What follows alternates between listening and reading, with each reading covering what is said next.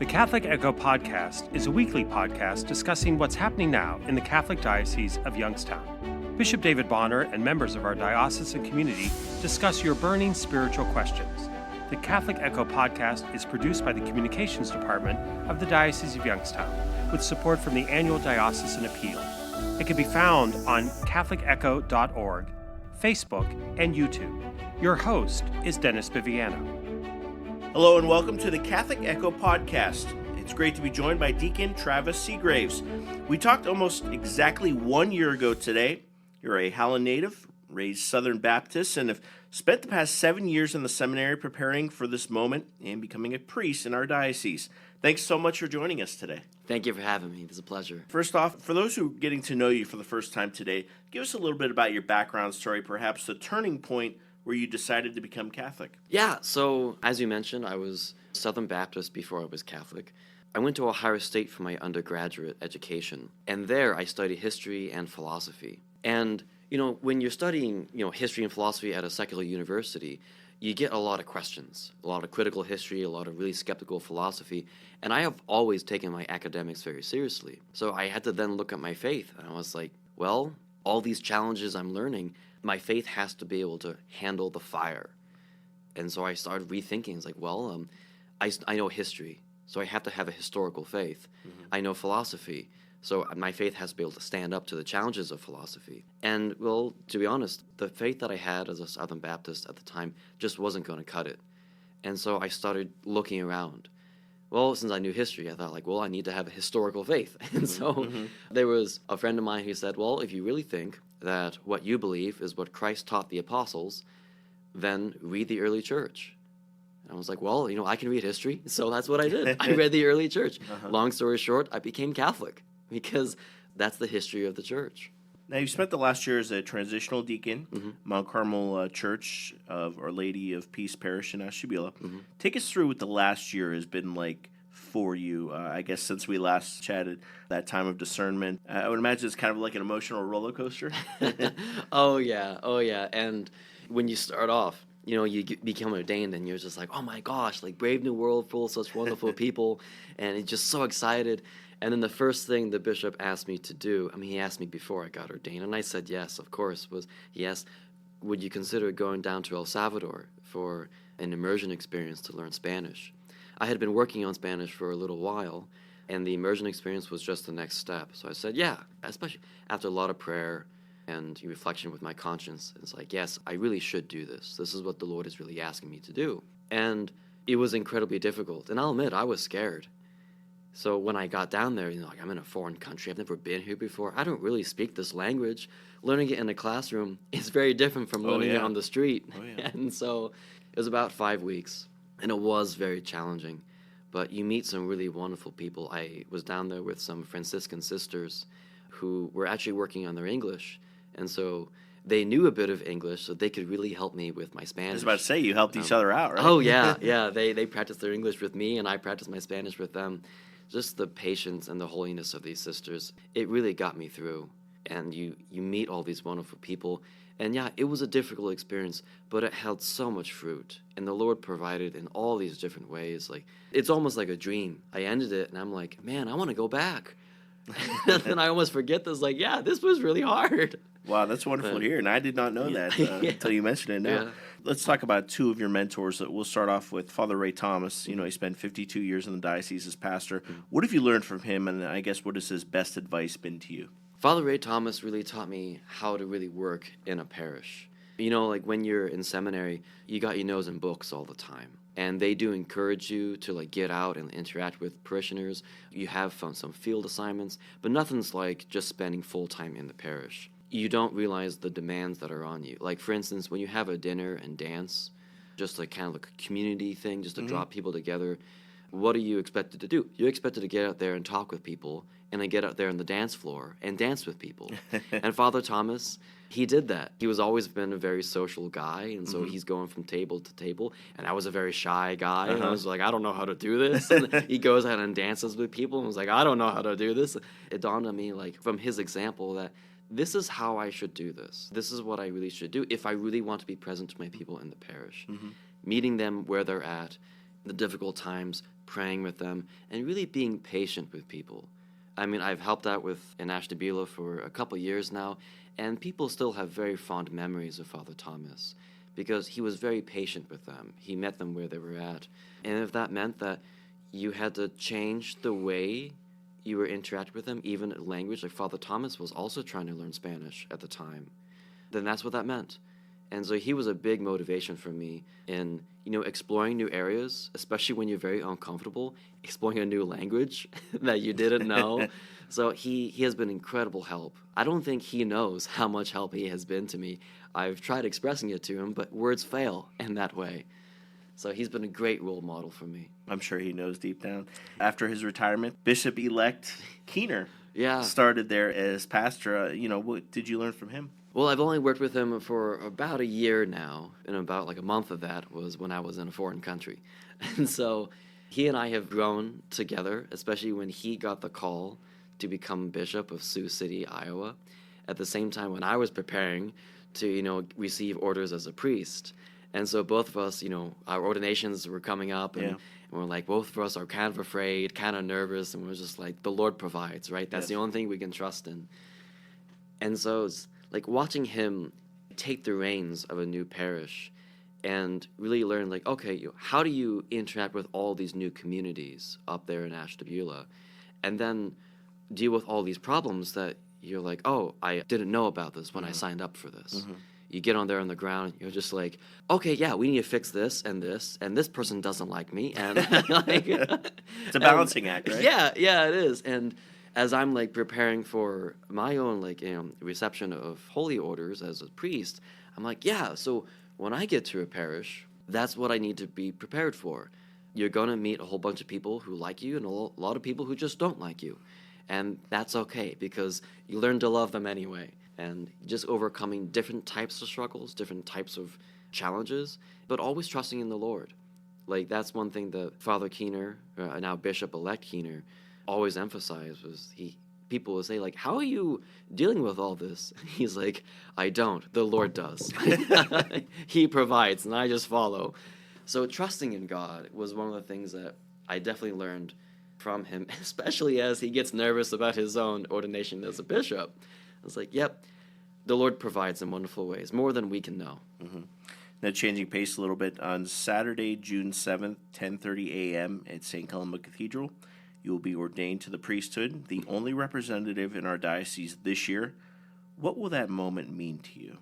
I've thought about this a lot. My entire life will change.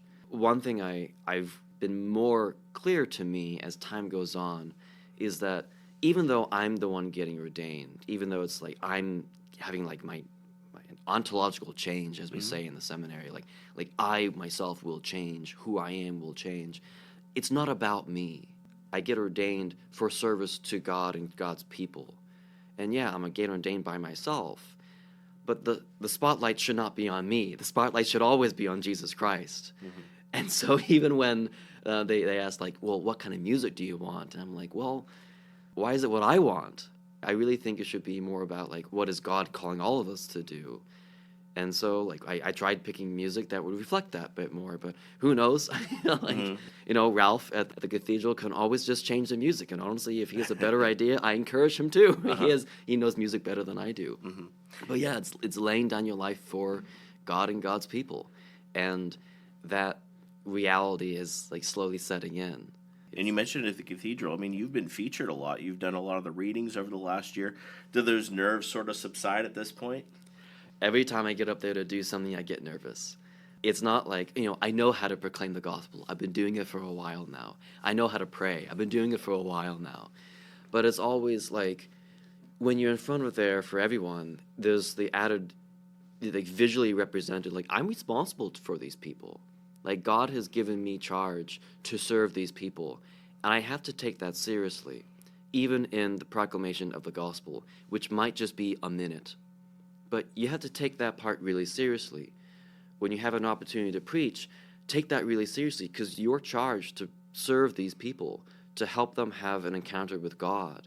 And if you're focusing more on yourself rather than on what the gospel is, and then, well, that's a problem. And I try and keep that first and foremost in my mind.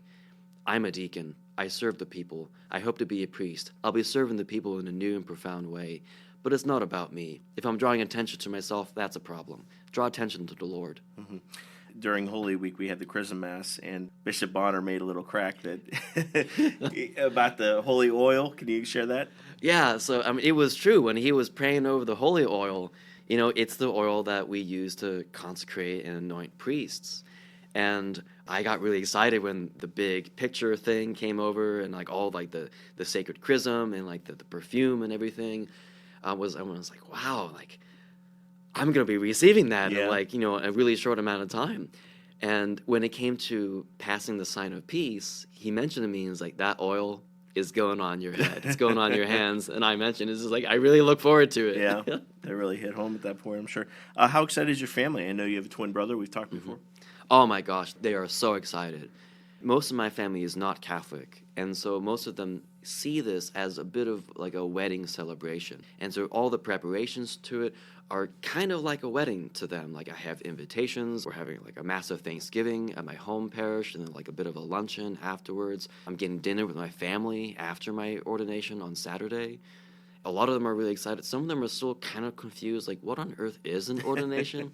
My brother is just... he is my biggest fan. Obviously, like he's my twin brother. He's walked with me throughout all these years. He became Catholic with me. He was my biggest supporter when it came to entering seminary and all the problems and all the troubles and challenges I had in seminary. I would call him and be like, I'm just having a tough time. He's like, but I know you can do it. I really believe in you. I've been with you all these years. I know that God has called you to do this. And he's been so encouraging. And even as, as the day approaches, I expect to be a little more nervous.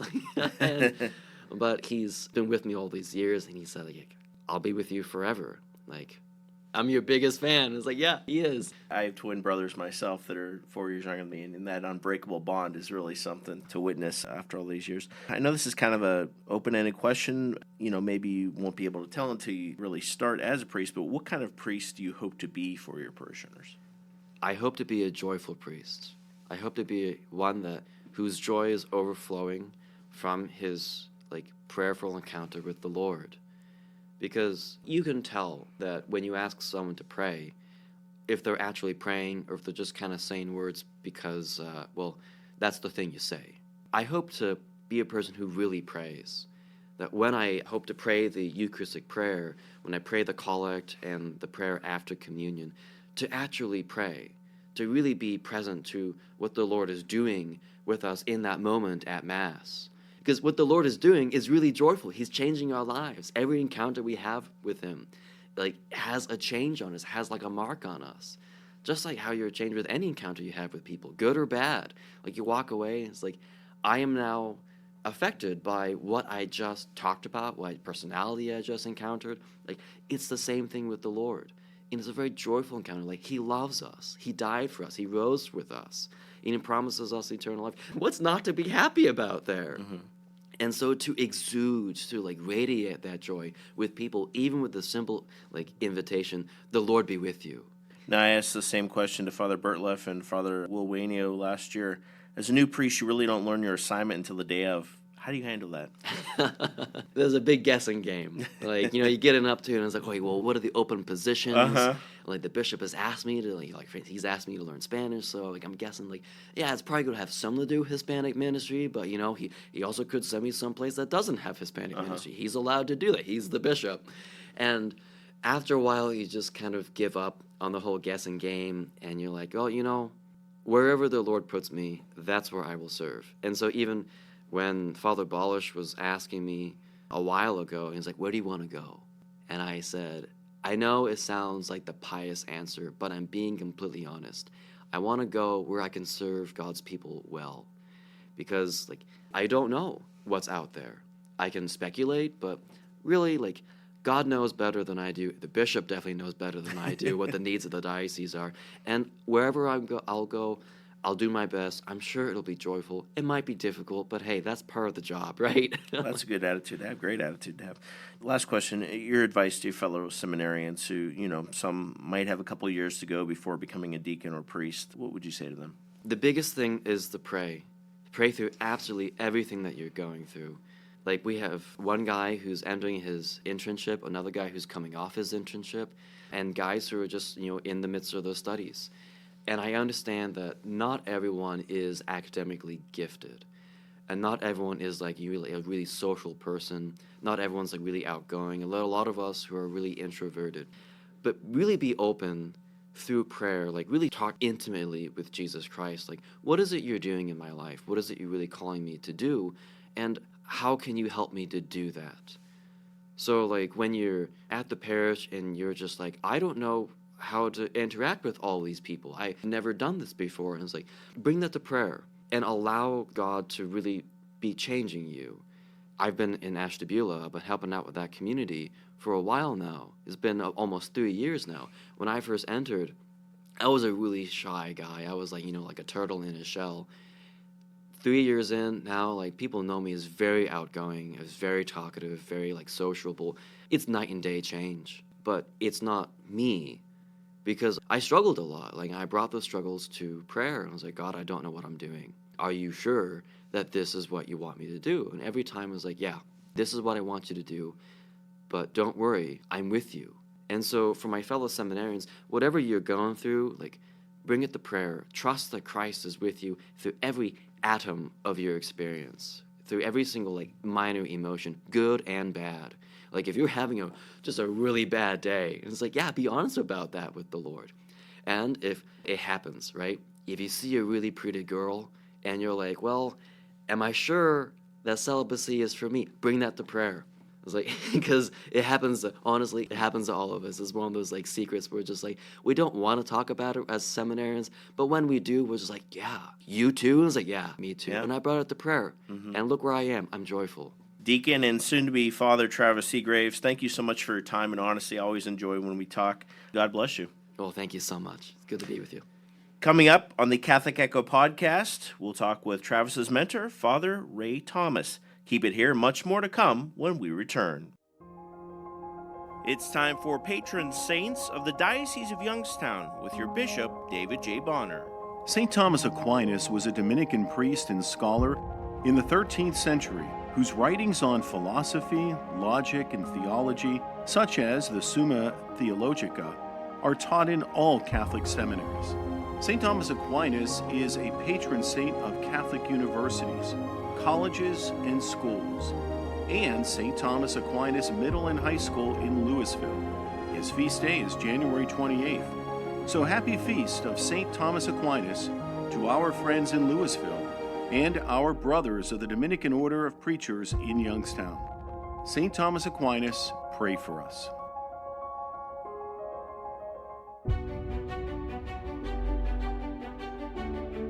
Hello and welcome back to the Catholic Echo podcast. We are now joined by Father Ray Thomas. He retired last May after serving more than 50 years in our diocese.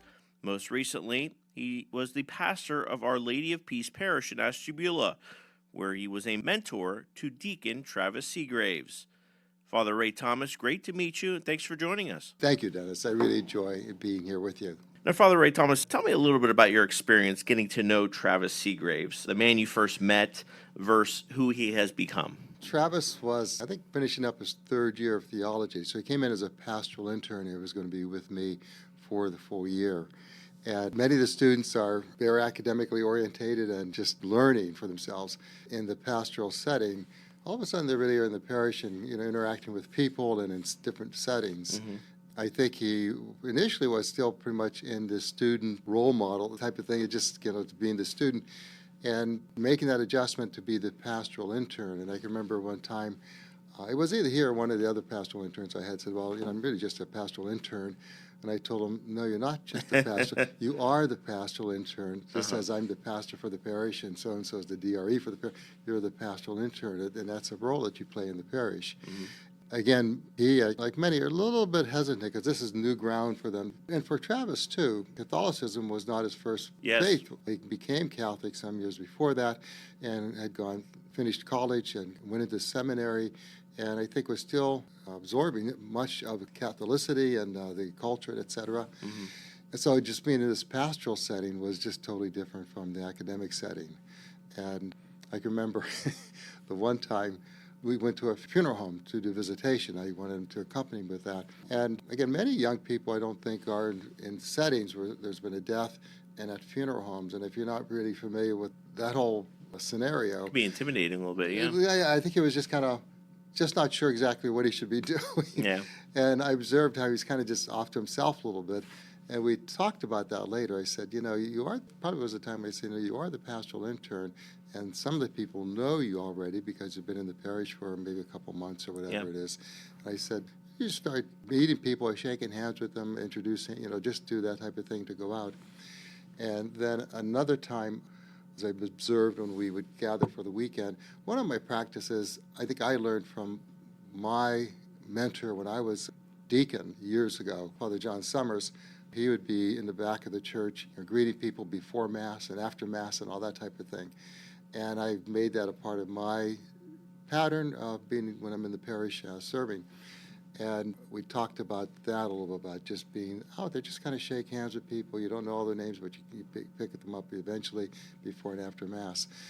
And I think he really grew with that. I think Travis kind of works things through. He's a very bright person, a very talented young man, very gifted.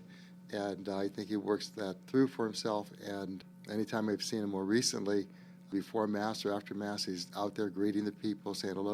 And the people just love him. He's got a wonderful personality, and he just interacts with people so well. So it was interesting just watching that develop and grow over a period of about 2 years. Now, how do you prepare a young priest to prepare not only for ordination day, but the years that'll follow?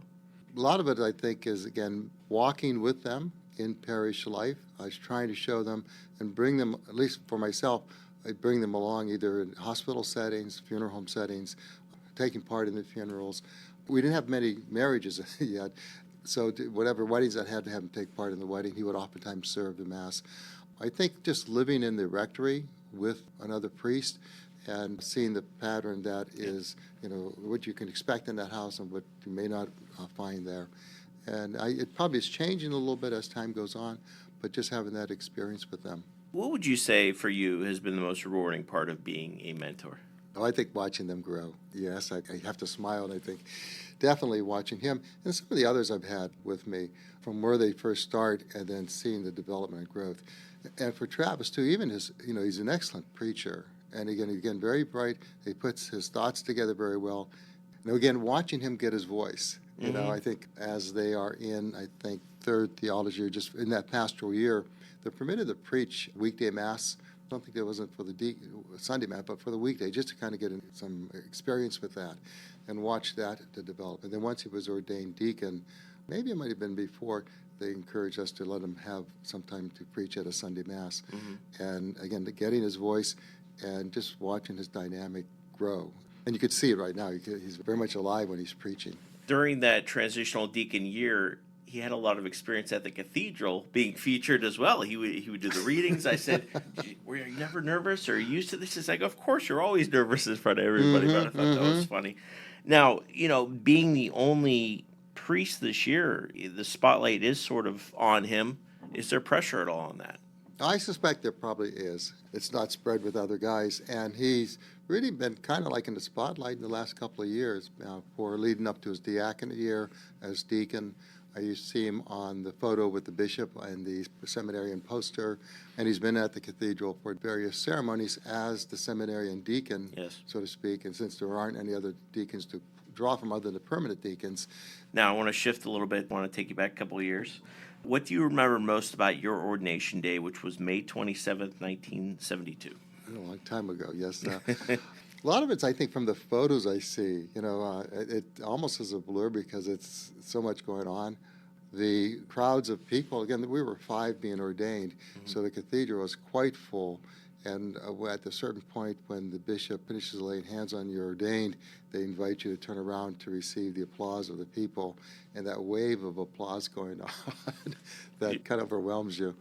And then standing at the altar with the bishop, that was Bishop Malone at the time, to celebrate the Mass with him for the first time. Now, at that time, was it similar to how it is today? You don't know your assignment until that day, and then it's a big surprise, or was it different then? I think, I'm trying to recall, I think they gave us the assignment later after the ordination Mass. They told You us remember where we being were going. nervous or Oh, yeah, embracing wondering it? where we're going to go, yeah. Yeah. Now, retirement. You retired last May.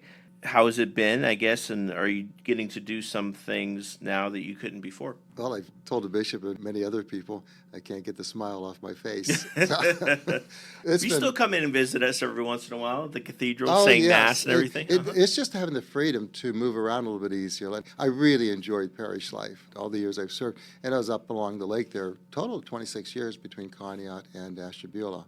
And I do miss it. I don't miss the administration and just trying to pull things together, Yeah. especially today with the merging process going on, and it's just not easy, and letting go of some things we've had. But my retirement, I've been traveling. I've got family in Chicago area, Tucson area, Lincoln, Nebraska. I'm going to go down there this coming week fun. and all there. So some of the traveling and freedom to do that, and get up to Chicago fairly regularly with nephews and nieces and brother and his wife. We just had the Chrism Mass. When you get back into town for an event like that, what's that experience like from a priest perspective? Is it like a family reunion of sorts? Yeah, for me, I think it is for most of the guys, because we're oftentimes assembled down in the downstairs of the cathedral, and as the guys are getting vested and waiting for the Mass to begin, you see them just circulating among one another, saying hello and just visiting. So it becomes a nice time to visit. I've always believed it's been important for us to get together anytime, either on the diocesan level or the deanery level. There were opportunities to get together. I try to make that. And then when I was dean up in Ashtabula, I had most of the guys on a regular basis join me at the rectory. And I also had the deacon, I had the seminarian with me, I had another priest with me. So we were a house of about 3 most of the time. But most of the guys living by themselves, and just for the constant support. So for those 12, 13, at least 12 of the years I was up in Ashtabula, 13 altogether, I had a cook that was able and willing to cook for 5, 6, 7, 8, 9 guys from time to time. Very good. And they enjoyed that, and I think it was real good for all of us. And just last question, Travis will be ordained on June 7th. He'll learn his assignment afterwards. Any advice you have for him or other seminarians in the future? I'd say always to be open to the assignment that the bishop or the personnel board recommends for you and wants you to take. I think what I've learned for myself over the years is that you don't oftentimes see it, but there's gifts and talents that you have that others see. The bishop sees that. I think the personnel board members, the other priests see that, and they recommend this assignment for you because they think you'll flourish there. The assignments, especially for newly ordained priests, is to make it a win-win. They want to really be a successful experience for you as you first begin. And there's going to be other challenges that you're going to be facing, especially today, as the men are facing 2 or 3 parishes that they're becoming responsible for very early compared to when I was getting my first pastorate. Father Ray Thomas, great chatting with you. I appreciate it. Thanks, Dennis. Enjoyed being here with you. Thank you. On behalf of our communications team, I'd like to thank our guests, Deacon Travis Seagraves and Father Ray Thomas. That is all for this week's episode of the Catholic Echo podcast. You can find us on YouTube, Facebook, CatholicEcho.org, or your favorite podcasting platform. I'm your host, Dennis Viviano. Thanks for listening, and have a blessed week. The Catholic Echo podcast is a production of the Roman Catholic Diocese of Youngstown. Your host has been Dennis Viviano. Have a blessed day, and may God be with you.